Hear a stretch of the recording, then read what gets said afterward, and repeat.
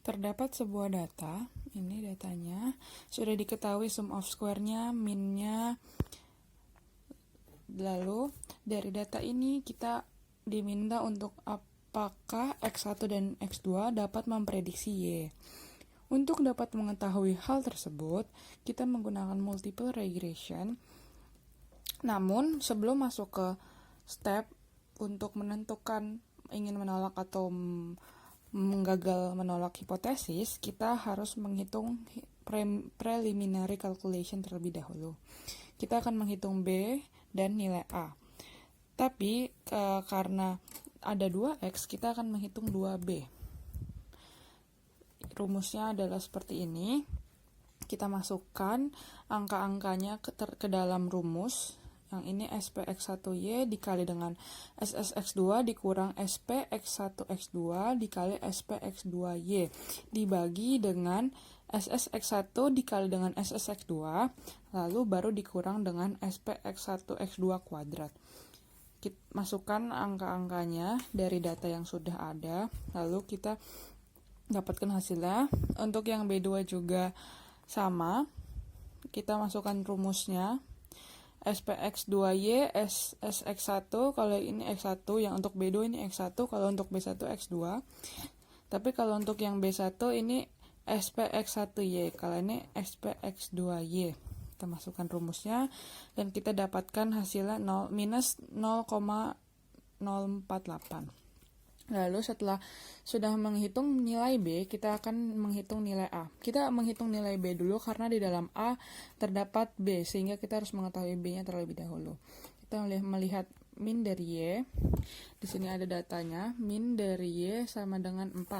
Masukkan datanya 4. Masukkan B1 1,242, MX-nya juga MX yang pertama yaitu 3. Lalu kita masukkan yang B2, nilai B2, terus MX yang kedua yaitu 6. Masukkan di sini, dikalikan dulu, baru nanti hasilnya dikurangi dan ada yang ditambah karena ini min sama min, jadi hasilnya 0,562. Setelah selesai menghitung preliminary calculation, kita masuk ke hypothesis testing, yaitu menggunakan beberapa step. Untuk step pertama, kita menentukan hipotesis. Hipotesis nolnya adalah X1 dan X2 tidak dapat secara signifikan memprediksi varians pada Y. Untuk H1-nya, X1 dan X2 dapat secara signifikan memprediksi varians pada Y. Untuk step 2, kita akan menentukan critical region. Untuk menentukan critical region, kita membutuhkan DF. Untuk DF regression adalah 2, karena variabel prediktor dalam soal ini ada 2, yaitu X1 dan X2. Untuk DF residual sama dengan 3, karena rumusnya N dikurang 3, N-nya adalah 6. Nah, critical value-nya jadi dengan DF 2 dan 3 dengan alpha 0,05 adalah 9,55. Hasil ini dapat kita lihat dari tabel C3 pada appendix C. Lalu kita masuk ke step 3. Di step 3 kita akan menghitung f obtained, namun kita akan menghitung 3 hal terlebih dahulu, yaitu coefficient of determination atau R kuadrat, SS regression, dan SS residual. Untuk R kuadrat rumusnya adalah B1 dikali SPX1Y ditambah B2 dikali SPX2Y dibagi dengan SSY. Ini kita tinggal masukkan saja angkanya karena kita sudah hitung tadi di depan B1 dan B2-nya, dan untuk SPX1Y nya juga sudah didapatkan dari data yang tersedia. Kita dapatkan hasilnya 0,664. Untuk SS regressionnya S kuadrat dikali R kuadrat dikali SSY. R kuadrat kita dapatkan dan kita masukkan hasilnya adalah 2,576. Kalau untuk SS residual 1 dikurang R kuadrat dikali SSY, hasilnya 1,424. Nah, lalu kita masukkan ke dalam tabel,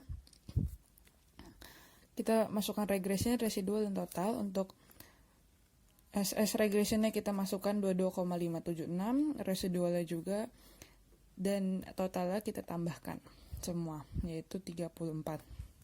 Untuk DFV yang ini regressionnya 2 karena memiliki 2 variabel prediktor, residualnya 3 karena N dikurang 3, 6 dikurang 3 sama dengan 3, dan totalnya 5.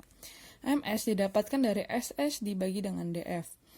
Jadi 22,576 dibagi 2 hasilnya ini. SS-nya juga yang residual, kita 11,424 dibagi 3, hasilnya 3,808. Untuk mendapatkan nilai F obtain, kita bagi MS regression dengan MS residual dan kita dapatkan hasilnya 2,964. Step 4 yaitu kesimpulan. H0 gagal ditolak karena F obtain sama dengan 2,964 yang tidak melewati critical value yang adalah 9,55. Jadi kesimpulannya adalah X1 dan X2 tidak dapat secara signifikan memprediksi varians pada Y dengan F 2,3 sama dengan 2,964 P lebih besar dari 0,05. Sehingga X1 dan X2 tidak dapat memprediksi Y. Terima kasih.